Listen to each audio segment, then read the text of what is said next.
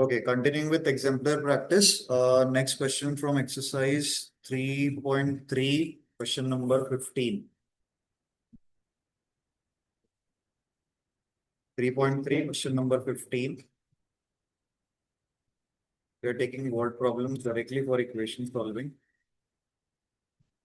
Okay, let's try to frame the equations and solve them to find the value of x and y.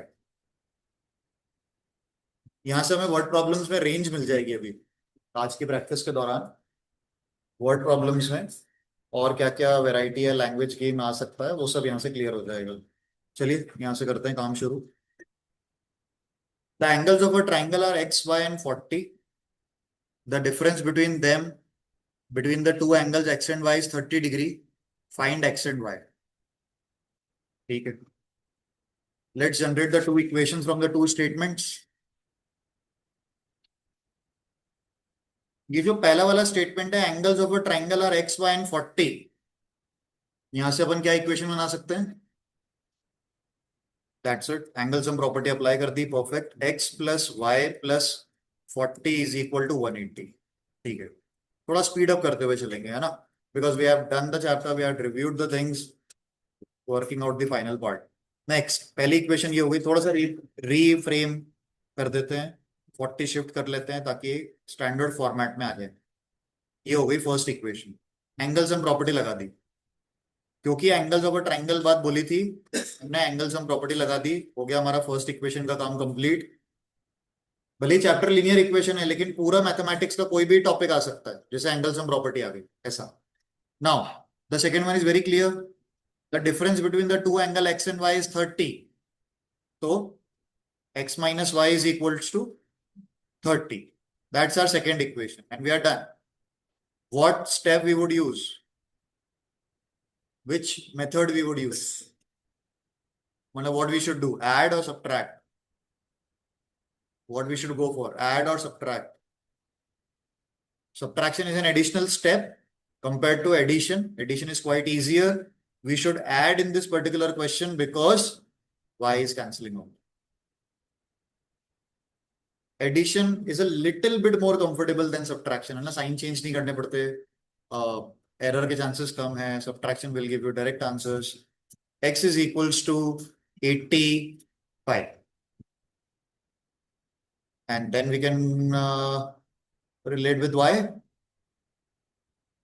I am taking the second equation, x minus y is 30, 85 minus y is 30 and y is equals to 55. The two angles are 85 degree and 55 degree. The values of x and y is 85 and 55. ये पहला ये workout हो गई, तो angle some properties में use हो गई और डिफरेंस बिटवीन टू एंगल्स बोला था तो वो डायरेक्ट हो गया। ठीक है, मेथड सिलेक्शन, एलिमिनेशन किया अपन, हमने y को एलिमिनेट किया पहले। ठीक है, next. Okay, we'll take some random variety so that every aspect is covered up. Question on ages. 16th question from 3.3.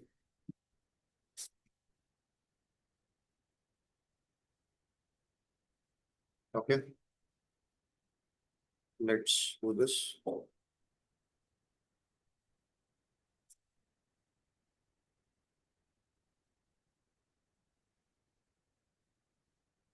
We'll consider x and y and then accordingly जो भी years आगे या पीछे जाने को बोला, जो हमारा स्टैंडर्ड फॉर्मेट है उसे फॉलो करेंगे।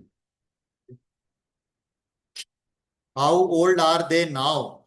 That means their present ages. Present ages. We have two characters here, Salim and his daughter. Let the present age of Salim be x and the present age of daughter be y. Now the first statement will give you first equation. This is the first statement from here to sorry, till here, यहाँ तक first equation से हाँ, 2 years ago, 2 years ago what their ages are supposed to be, पहला case 2 years ago का, उसकी equation बना देते हैं पहले। 2 साल पहले उन्होंने कहा कि सलीम की एज डॉटर की एज का थ्राइस है, यानी 3 times है। तो सलीम की 2 साल पहले की एज कितनी हो गई? x-2, और वो 3 times है डॉटर की 2 साल पहले की एज का। डन। सिंप्लीफाई कर देते हैं, सिंप्लीफाई करते हैं। x-2 is equal to 3y-6, alphabets एक तरफ, नंबर्स एक तरफ। ये हो गई हमारी पहली सेट इक्वेशन। 2 साल पहले वाला केस अप्लाई कर दिया, 2 years अगो का केस अप्लाई कर दिया अपन ने, दोनों की एज को 2-2 साल पीछे किया और 3 times की कंडीशन दी थी अप्लाई कर। अब वो कह रहे हैं 6 years later, 6 years later he will be 4 times, sorry, 4 years older than twice her age। Sentence को समझ के मैथमेटिकल स्टेटमेंट में कन्वर्ट करना बहुत जरूरी है। 6 साल बाद उसकी एज 4 साल ज्यादा होगी उसके डॉटर की डबल एज का, twice her age. Twice her age क्या क्या जोड़ना पड़ेगा देखते हैं। 6 years later, 6 years later, okay done. पहले तो दोनों की एज को 6 साल आगे बढ़ा तो दें, x+6, और गैप रख लेना थोड़ा सा, y+6। ठीक है, अब क्या क्या कहा? 4 years ओल्डर देन ट्वाइस, क्या क्या प्लेस करना चाहिए मेरे को बताओ। 4 years ओल्डर देन ट्वाइस, कहां पे क्या लिखूं? ट्वाइस हर एज, और उसमें कितने साल आगे जाना है मेरे को? 4 साल। ठीक है, 6 year लेटर ही चल रहे थे ना हम लोग। हाँ, यहां से दूसरी इक्वेशन बनाते हैं, सॉल्व कर लेते हैं दोनों को। x+6, 2y+12 और 4, x-2y, उधर 16 हो रहा है, 16 में से 6 चला जाएगा तो मेरे पास 10 बच जाएगा।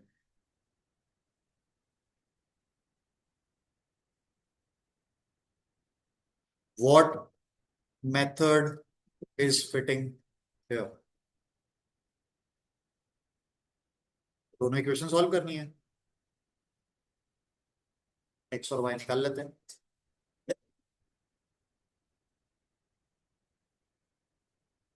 Let's find x and y to be very quick.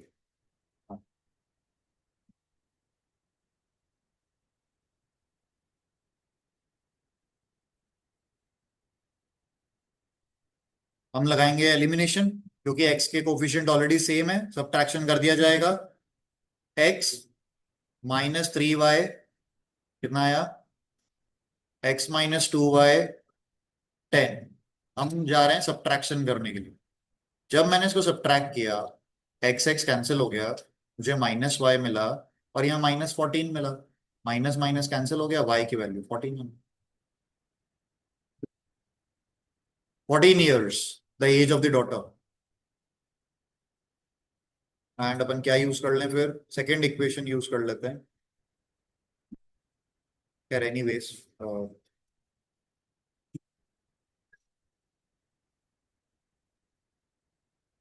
From equation two, x-28 is equal to 10, x is equals to 38।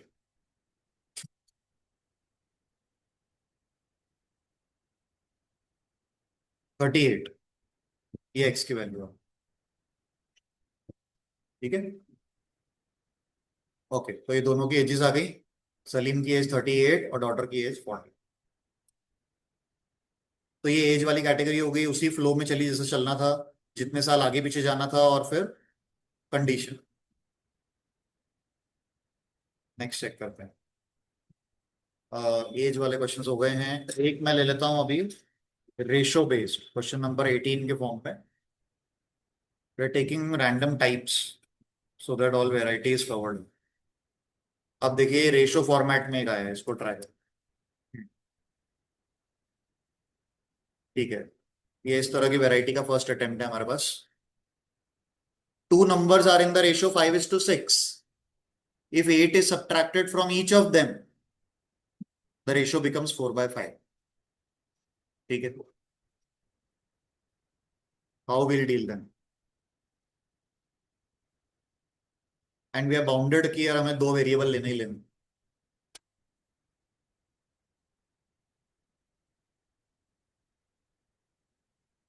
Find the numbers लिखा हुआ है, पहला स्टेटमेंट क्लियर है। Let the numbers be X and Y.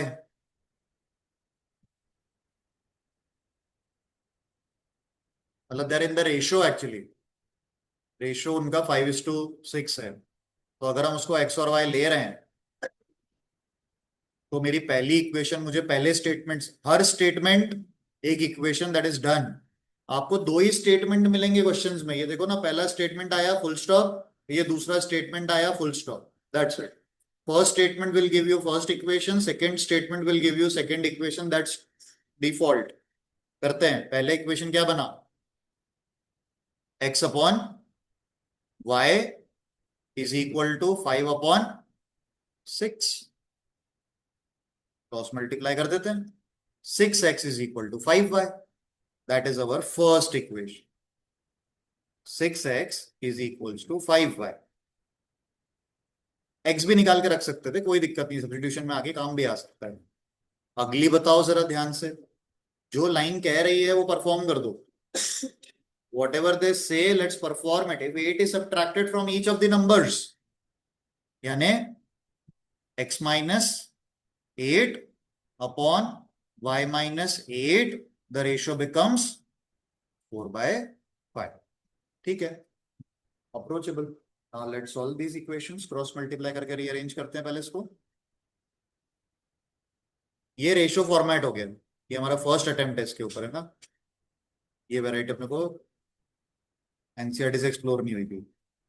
5x minus 40 is equal to 4y minus 32।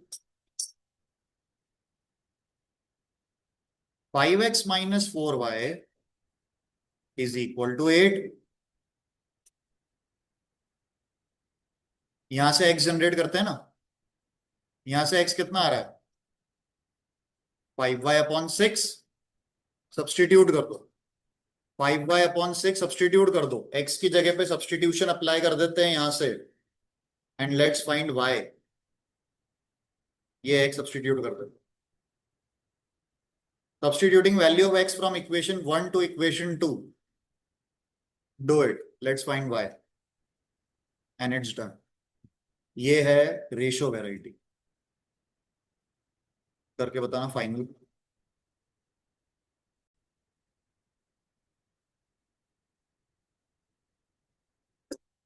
Okay, जब हमने x को substitute किया तो 5 × 5y/6 माइनस 4y की वैल्यू 8 थी, 25y/6 माइनस 4y की वैल्यू 8 जनरेट हुई।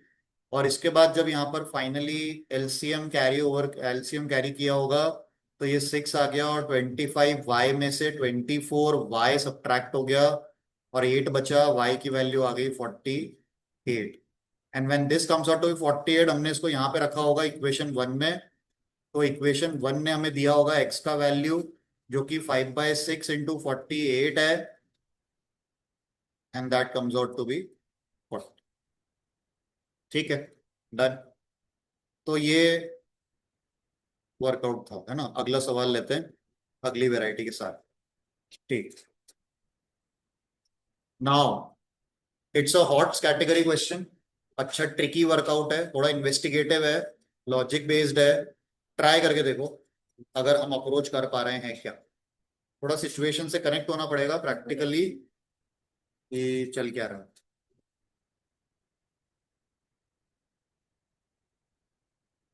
स्टार्टिंग, पहला स्टेटमेंट क्या बन गया, let the number of students in hall A hall A में कितने स्टूडेंट्स हैं, X, and number of students in hall B, ये कितने हो गए, वाई। अब पहली इक्वेशन बताओ क्या बनाई।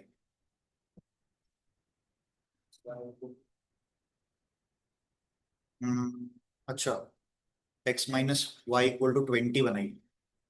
और किसी ने कुछ first equation, X minus 10 equal to Y. अच्छा, ओके, ठीक है। वो बोल रहे हैं हमें दोनों हॉल में बच्चे इक्वल चाहिए, तो हमने इक्वल टू का साइन लगा। ऐसा करने के लिए पहले हॉल में से 10 बच्चे शिफ्ट कर दिए गए और दूसरे हॉल में 10 बच्चे ऐड कर दिए गए, तो हाँ ठीक है, X minus Y equals to 20, मतलब वही बन रही है। ठीक है, डन। पहली वाली इक्वेशन तो ये होगी। तो यार ये तो बहुत प्रैक्टिकल सिचुएशन में काम किया अपन ने, कोई कॉन्सेप्ट थोड़ी लगा दिया अलग से। ये हो गया आपका पहला टास्क। ठीक है, दूसरी बार 20 स्टूडेंट्स को बी से ए में भेजा। 20 स्टूडेंट्स को बी से ए में भेजा है, अब क्या बनी होगी equation next. Y minus X plus, हाँ उसमें भी डबल एक और कंडीशन डाल दी उन्होंने कि भाई ऐसा करने पर जब शिफ्टिंग करी तो एक सेक्शन के बच्चे दूसरे सेक्शन का डबल हो। ठीक है, तो उसको बनाते हैं। ओके, तो पहले एक्स और वाई थे, वाई में से 20 स्टूडेंट शिफ्ट कर दिए तो वो एक्स में चले गए, लेकिन वो इक्वल नहीं है। किस सेक्शन के बच्चे डबल हैं, ए में। तो ठीक है, यहां पे क्या लग जाएगा, ये 2। इसको सॉल्व कर देते हैं। ठीक, यहां चैलेंज हुआ होगा इस वाले में। ठीक है, सॉल्व कर दो, complete, done, that's it. So X plus 20 is equal to 2y minus 40, X minus 2y is equal to minus 60। दोनों इक्वेशंस को सबट्रैक्ट कर देते हैं, एलिमिनेशन हो जाएगा, एक्स एक्स एलिमिनेट हो जाएगा और अपने को y की वैल्यू पहले जनरेट हो जाएगी, कितने स्टूडेंट्स इंडिविजुअल सेक्शन में रहे होंगे। अब ये on the spot practical application है, ऐसा कोई क्वेश्चन आएगा तो यूं नहीं कि हर सवाल एनसीईआरटी में से रहा होगा तो ये हमारे कोर्स का है, ये क्वेश्चन हमारे कोर्स का नहीं है, ऐसा नहीं कहता ना। कॉन्सेप्ट वही है। तो सब सब्ट्रैक्ट कर रहे हैं, X minus Y is equal to 20, X minus 2y is equal to minus 60। जब हमने सब्ट्रैक्शन किया मैंने साइन चेंज कर दिए, एक्स कैंसिल हो गया, y की वैल्यू डायरेक्ट आ गई कितनी, 8। और y अगर 80 है तो इक्वेशन 1 में रखने पर x की वैल्यू जनरेट हो रही है। तो ये रेंज अब आपके साथ जुड़ गया, ये क्वेश्चन रेंज हमारा कनेक्ट हो गया क्योंकि अपन ने उसको वर्कआउट करके देख लिया एक बार। अगली बार अभी स्कूल एग्जाम में आएगा तो अटेम्प्ट हो जाएगा, पहली बार वहां आता तो फिर चैलेंज हो जाता। चलिए आगे बढ़ते हैं। Okay then, next. ठीक है, चलो मूविंग ऑन, और देखते हैं क्या रेंज आ रही है। हाँ, वो रेंट देने वाला केस है ना, जो अपन ने टैक्सी और लाइब्रेरी के फॉर्म में किया था, वो वाला पैटर्न है। देखिए,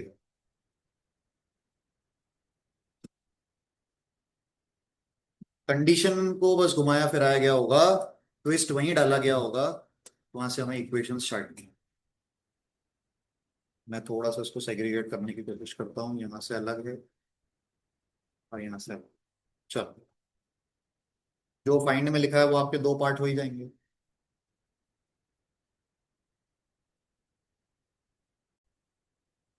हाँ, लतिका के पॉइंट ऑफ व्यू से इक्वेशन क्या बनी बन जाएगी हमारे पास, कि उसने फिक्स चार्ज दिया होगा, कितने दिन के लिए बुक रखी है, 6 दिन के लिए।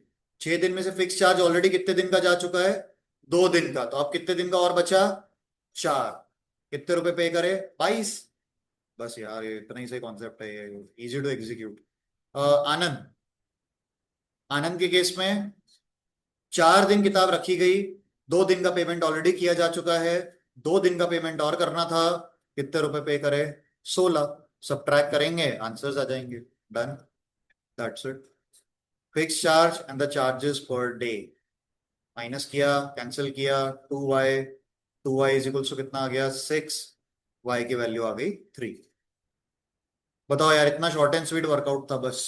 ऊपर दो लाइन और लिखते कि एक्स क्या है और वाई क्या है। एक्स कितना आ जाएगा यहाँ से, x+2y यानी 6, x इज इक्वल्स टू 10। तो एक 10 रुपए हो गया और एक 3 रुपए हो गया। Fix charge rupees 10 and charge for each extra day is rupees 3। नहीं, कोई लॉजिक नहीं, बस स्टेटमेंट डालना पड़ेगा, subtracting the equations, subtracting 1 and 2 ऐसा, है ना, separately. Now another interesting one coming up, इसको ट्राई करके देखो। स्कूल एग्जाम्स में आया हुआ है, ठीक है।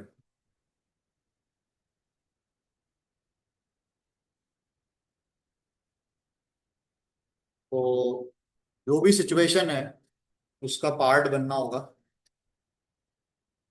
Okay, let's see.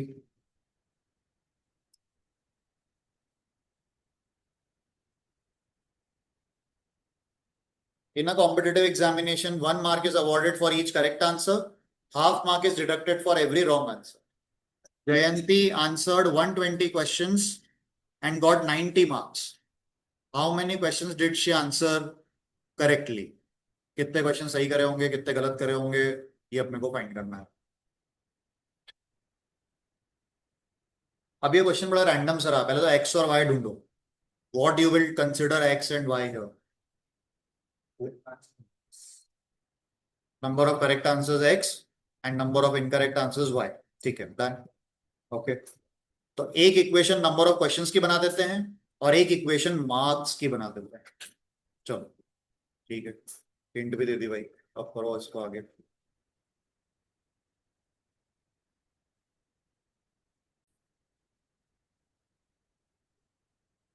Okay, late the number of questions she answered she answer correctly, उसको एक्स लेते हैं। जितने आंसर्स उसने सही करे होंगे वो एक्स हो गए, कि इतने आंसर्स उसने सही मार्क करे। और वही रॉन्ग वाले, the number of questions she answer wrong, be Y. पहले नंबर ऑफ क्वेश्चंस टोटल 120 है, तो एक इक्वेशन तो ये क्लियर हो गई ना नंबर ऑफ क्वेश्चंस की, कि x+y = 120। जो सही करे और जो गलत गए सब मिला के 120 क्वेश्चंस हैं एग्जाम में। और मार्क्स, अरे वो रुपी वाले टाइप से, कि नंबर ऑफ कॉइन्स और उसके अमाउंट को मल्टीप्लाई करते थे ना। तो ये एक्स क्वेश्चंस के कितने मार्क्स मिल रहे हैं? क्वेश्चन सही करने का 1 नंबर मिल रहा है, तो 1x, मतलब सिर्फ प्रेजेंटेशन दिखा रहा हूं।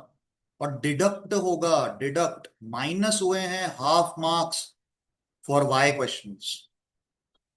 ये माइनस साइन की गड़बड़, मतलब ये कई लोग मिस कर जाते हैं, कि वो मार्क्स डिडक्ट हुए हैं और तब जाके उसको मार्क्स आए कितने, 90 मार्क्स आए हैं। ये हमारी सेकंड इक्वेशन हो गई। और अब हमें इन दोनों को सॉल्व करना। एलिमिनेशन ही काम करेगा, सब्ट्रैक्शन कर सकते हैं क्योंकि एक्स के कोफिशिएंट सेम है। तो ये कॉम्पिटेटिव एग्जाम के नेगेटिव मार्किंग का एक पैटर्न क्वेश्चन होता है ये वाला। नंबर्स चेंज होते हैं पर लैंग्वेज यही रहती है। तो एक ये रेंज और जुड़ी है हमारे साथ। जब हमने सब्ट्रैक्शन किया होगा, ये कैंसिल होगा, y और y/2 मिलकर 3y/2 बने होंगे। और यहाँ पे क्या आया होगा, 30।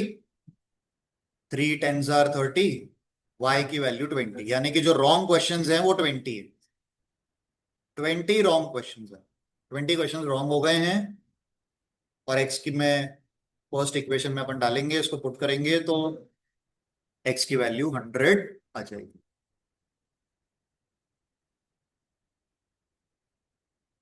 और फिर वो वेरीफाई भी हो रहा है, मतलब वो है ना, क्रॉस चेक किया जा सकता है उसको ऑन द स्पॉट की आंसर सही है कि नहीं है।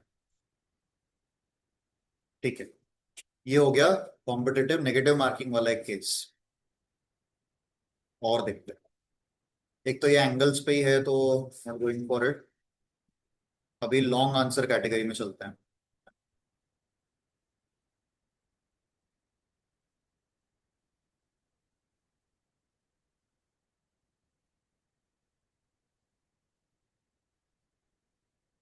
जब आप एग्जाम्पलर एग्जीक्यूट करेंगे अगर ये पुरानी वाली में से, तो 3.4 में से आपको बहुत ही लिमिटेड हैं जो एग्जीक्यूट करना है, बाकी वो वेराइटीज एक्चुअली हट चुकी हैं यहाँ से, काफी सारा रेंज जो है वो हट गया है, तो उसको ध्यान से छाट छाट के करना होगा।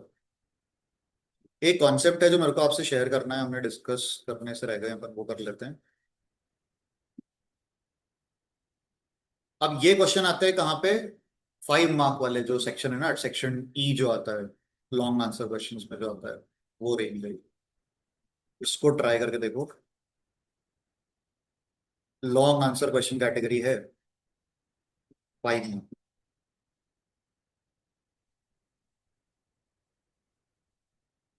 अब टिकट खरीदना है ट्रेन का, तो देखें क्या सिचुएशंस चल रही है, समझना होगा पहले तो उसको। और railway half ticket cost half the full fare, but the reservation charges are the same on half ticket as well as on full ticket. One reserved first class ticket from station A to B cost rupees 2530. Also, one reserved first class ticket and one reserved first class half ticket cost 3810. Find the fares. A से B तक जाने का कितना fair होगा, and also the reservation charges for the ticket. Sorry, अच्छा, ये half ticket concept है ना, जैसे बच्चों की जो टिकट होती है ना एक एज तक, वो ऐसे हाफ टिकट लगती है, उसमें सीट नहीं मिलती है, वो पेरेंट्स के साथ जाने का अलाउड रहता है, बट ये उसको हाफ टिकट कहते हैं, हाफ टिकट काउंट करते हैं, अमाउंट कम होता है उसका।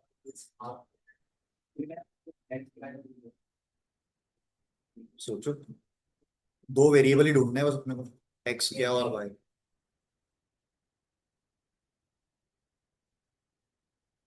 रिजर्वेशन चार्ज तो लगना ही लगना है, दोनों में सेम है, टिकट कॉस्ट जो है वो आधा हो रहा है बस। और वो अपने को तो एक्स और वाई का इंडिकेशन, मेरा तो ये रहा ना, मेरे को तो इतना लोड किया, मेरे तो फाइंड वाले स्टेटमेंट में से एक्स और वाई ढूंढना है।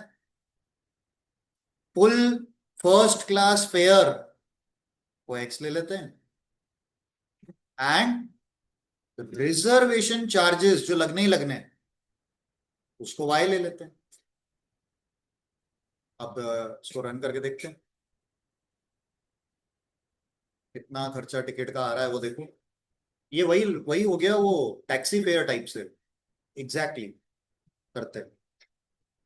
हाँ, चलो ना, अब ये तो पता चल गया, अब लाइन पढ़ते हैं। हाफ टिकट का हाफ फेयर लगेगा लेकिन रिजर्वेशन सेम लगेगा। चलो ठीक है, देखें। एक एक फर्स्ट क्लास टिकट खरीदी है, क्या क्या खर्च किया होगा जल्दी बताओ। एक फर्स्ट क्लास टिकट खरीदने में आपने क्या क्या खर्च किया होगा, एक्स और वाई के टर्म्स में बताओ। X plus Y. अरे टिकट का फेयर पे किया होगा, और रिजर्वेशन चार्जेस पे किए होंगे, क्या लेने के लिए, एक रिजर्व फर्स्ट क्लास टिकट लेने के लिए, और वही कॉस्ट तो 2530 रुपए दे रखा है। ये हो गई पहली इक्वेशन। एक टिकट खरीद ली अपन ने, फुल फर्स्ट क्लास की फुल टिकट, फर्स्ट क्लास की फुल टिकट खरीद ली अपन ने। अब देखना, अब हम खरीद रहे हैं एक फर्स्ट क्लास टिकट, यानी एक्स प्लस वाई तो पे किया होगा फिर से, लेकिन अब साथ में और क्या खरीदा हमने, एक हाफ टिकट खरीदा। अब बताओ क्या क्या ऐड करूं, हाफ टिकट खरीदने का आपने क्या क्या चार्जेस पे किए होंगे, एक्स और वाई के टर्म्स में हाफ टिकट लेने का आपने क्या क्या पे किया होगा। भैया आपने आधा फेयर पे किया होगा, लेकिन रिजर्वेशन चार्ज पूरा पे किया होगा, लिखा है the reservation charges are the same on half ticket also. तो ये टोटल पैसा कितना खर्च किया अपन ने, ये देखो, कनेक्ट करो, कुछ लिंक नहीं बन रही हो तो मेरे को बताओ। ये जो सेकेंड वाली इक्वेशन है इसको रीफ्रेम करते हैं, 3x/2 plus 2y is equal to 3810। First वाली इक्वेशन में 2 मल्टीप्लाई कर रहा हूं मैं, और फिर एलिमिनेशन कर दूंगा। ये मैंने फर्स्ट इक्वेशन में 2 मल्टीप्लाई कर दिया, and I am going for elimination now, y को हटा रहे हैं।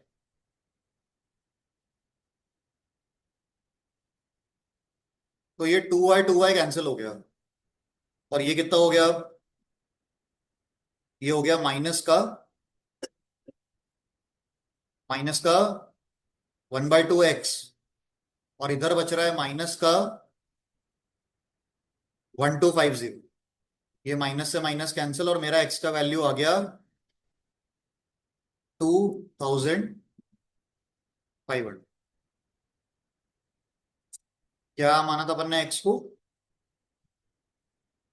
x is full first class pair. First class की जो टिकट है वो उसका फेयर 2500 रुपये। फर्स्ट इक्वेशन में रख दिया मैंने इसको, y की वैल्यू 30 रुपये आ गई। 30 रुपीज रिजर्वेशन चार्ज है। 30 रुपीज का रिजर्वेशन चार्ज है, जो लगता ही लगता है, चाहे फुल टिकट लो या हाफ टिकट लो। ठीक है, that was to be done. Reservation charges 30 rupees, और फुल फर्स्ट क्लास फेयर 2500 रुपये, 2005।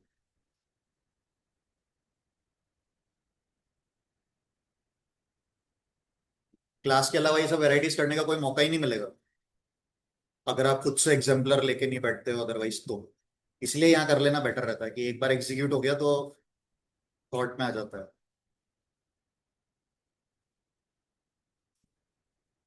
हाँ, पहले मैं एक रेंज शेयर करता हूँ आपके साथ, जो कि अपने को बुक से नहीं मिली थी, उस पर बात कर लेते हैं। एक टॉपिक डालो। वर्ड प्रॉब्लम्स का एक सेक्शन और है, जिसे कहते हैं अपस्ट्रीम एंड डाउनस्ट्रीम। ये इस चैप्टर में भी आएगा और अगले चैप्टर में भी आएगा। अपस्ट्रीम एंड डाउनस्ट्रीम का कॉन्सेप्ट समझ लो तो इक्वेशंस बनाने में हेल्प मिलेगी फिर। अभी करंट एनसीईआरटी में नहीं है, पुरानी वाली में था, पर आ जाता है स्कूल एग्जाम में। अपस्ट्रीम एंड डाउनस्ट्रीम, ठीक है, ये होता क्या है पहले देखते हैं। अगर रिवर फ्लो हो रही है, ये स्ट्रीम यहाँ पे रिवर को कहा गया है। Stream word is for river. River या स्ट्रीम। रिवर के फ्लो होने का डायरेक्शन अगर इधर है, और हम जिस बोट में बैठे हैं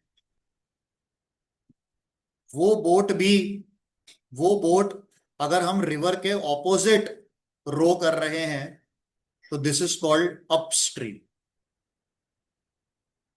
अप द स्ट्रीम यानी स्ट्रीम के ऑपोजिट जाना। And if we are rowing the boat in the direction of stream, then it is called down stream. इसको प्रेजेंट करते हैं, इसकी फॉर्मेट्स बताने हैं। This is down stream when we row the boat with the stream. एक तो ये case ध्यान रखो। अगर हम हमारी बोट की स्पीड को x ले लें और रिवर की स्पीड को y, बोट की स्पीड को x, रिवर की स्पीड को y, तो एक फिजिक्स का कॉन्सेप्ट है जो इसमें इक्वेशन बनाने में हेल्प करता है, वो आगे बता रहा हूं। ये हमें दोनों चैप्टर में काम आएगा, अब अभी लीनियर में भी और क्वाड्रेटिक में। ठीक है, तो अगर अपस्ट्रीम आ रही है, अपस्ट्रीम का क्वेश्चन आया, अपस्ट्रीम आया, तो जो नेट स्पीड मेरे को लेना है सॉल्व करने के दौरान, वो होगी x minus Y.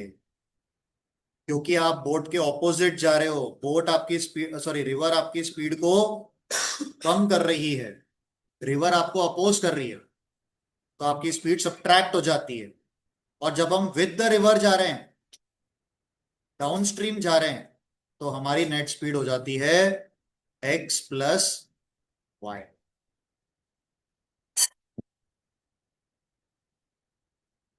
Upstream downstream.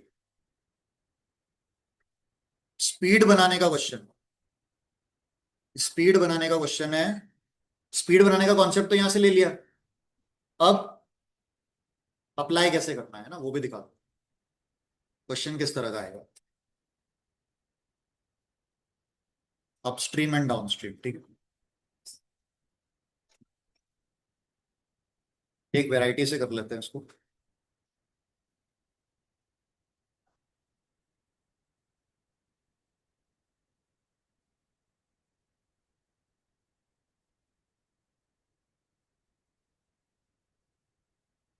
Okay, suppose एक बोट है जिसके बारे में इंफॉर्मेशन दी गई कि उसको 20 किलोमीटर अपस्ट्रीम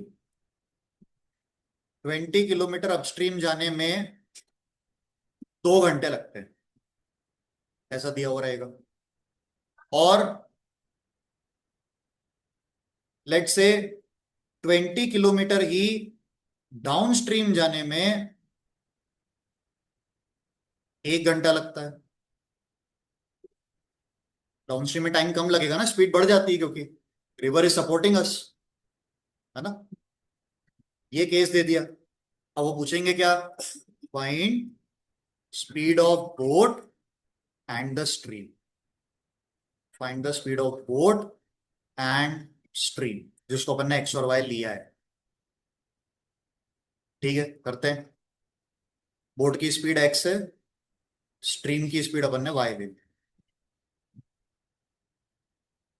जब भी डिस्टेंस और टाइम वाले क्वेश्चंस आएंगे, वो फॉर्मूला एक ही है हमारे पास, speed is equal to distance upon time. इस इसी फॉर्मूले से एक बार अपस्ट्रीम की इक्वेशन बनाते हैं और इसी फॉर्मूले से एक बार डाउनस्ट्रीम की इक्वेशन बनाते हैं और उनको सॉल्व कर देंगे।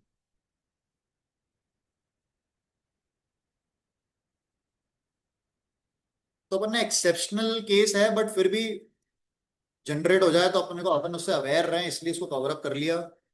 स्पीड कितनी है पहले केस में, पहले काय में चलते हैं, अपस्ट्रीम में चलते हैं, अपस्ट्रीम में चलते हैं। अपस्ट्रीम की स्पीड कितनी लिखी है अपन ने, एक्स माइनस वाई। डिस्टेंस कितना जाना है, 20। टाइम कितना लगेगा, 2 घंटे का। तो एक इक्वेशन बन गई, X minus Y is equals to 10। ये हो गई पहली। एक इक्वेशन हम बनाएंगे डाउनस्ट्रीम से, डाउनस्ट्रीम की इक्वेशन बना देते हैं। अभी मैंने टाइम और डिस्टेंस को रैंडमली क्रिएट कर दिया था तो सिचुएशन दी जाएगी। डाउनस्ट्रीम जाने में स्पीड है एक्स प्लस वाई, 20 किलोमीटर जाना था, 1 घंटा लग रहा था, तो एक्स प्लस वाई की वैल्यू आ गई 20। और अब हम इन दोनों को सॉल्व करने के लिए हमारा मेथड यूज कर लेंगे, नॉर्मल एडिशन कर देते हैं। एडिंग 1 and 2, वाई और वाई कैंसिल हो जाएगा, 2x की वैल्यू 30 आ, 15 kilometre per hour, that is the speed of the boat जो अपन रो कर रहे हैं। और नदी की स्पीड 5, इक्वेशन नंबर 2 से ले लेते हैं। 15 + y is 20, y is equals to 5 kilometers per hour।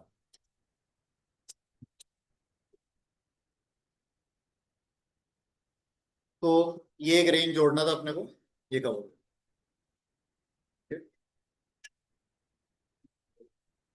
Monday के लिए प्रिपरेशन प्लीज कंटिन्यू रखना, सारे टाइप्स कवर करना अच्छे से।